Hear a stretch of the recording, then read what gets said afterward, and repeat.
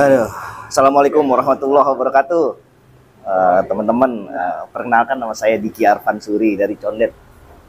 Nah, saat ini kita sedang berada di warung kopi nih di daerah Pondok Gede, tepatnya di sekitar dekat dari perumahan Chandra Lama.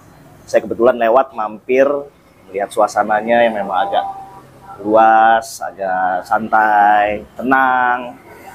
Nah, ini di sini nih ada kopi gahwa. Kalau bahasa Arab gahwa itu, ini kopi rempah nih, teman-teman.